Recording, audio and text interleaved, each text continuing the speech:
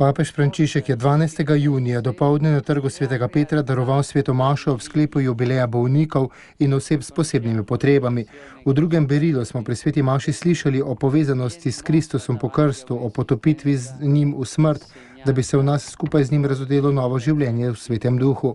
To novorojstvo zajema vse naše bitje v vseh njegovih razsežnostih, tudi bolezen, trpljenje in smrt so vključeni v Kristusa in samo v njem najdemo poslednji smisel, je zagotovil sveti oče ob tem jubileju. Evangeljski odlomek nam predstavlja poseben položaj šibkosti, je spomnil sveti oče.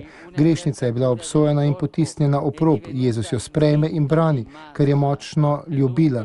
Takšno je bilo Jezusovo pojasnilo, saj je pozoren na trpljenje in na jok te osebe. Njegova nežnost je znamenje ljubezni, ki jo ima Bog do tistih, ki trpijo in so izključeni. Ne obstaja pa samo fizično trpljenje. Danes je med najpogostejšimi boleznimi razočaranje, ki zadeva duha. To trpljenje zajema dušo in jo napravi žalostno, saj ostane brez ljubezni.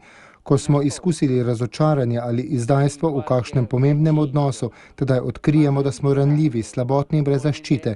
Ob tem se pojavi zelo močna skušnjava, da bi se zaprli sami vase. Pri tem tvegamo, da bi zapravili življenjsko priložnost, ki je ljubiti, ne glede na to ljubiti kljub vsemu, je poudaril sveti oče in nadaljeval.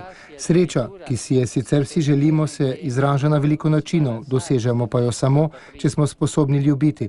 Vedno gre za ljubezen, ni druge poti, je zatrdil papež Frančišek. Način, kako se soočamo z boleznijo in prizadetostjo, pa je pokazatelj naše pripravljenosti ljubiti. To je hkrati merilo naše svobode, ki daje smisel življenju tudi takrat, ko se nam preizkušnje zdijo nesmiselne in nezaslužene. Papež Frančišek je ob sklepu skupaj z apostolom Pavlom izrazil prepričanje, da lahko v slabosti postanemo močni.